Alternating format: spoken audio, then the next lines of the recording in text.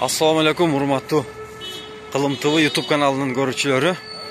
Бүгүн 3 март Кыргыз Республикасынын туусунун кабыл алынган күнү. Мына ушул салтанаттуу күндүн урматына бүгүн Бишкек шаарында мына ушундай туу күнү белгиленгени жатат.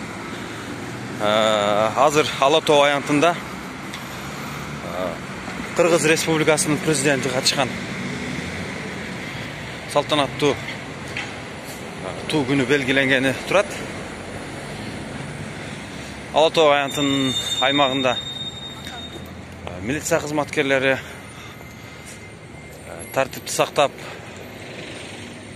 жолдун унаа өткөн тараптарын жаап тосуп турушат. Жарым сааттан кийин туу күнү белгиленип башталмакчы.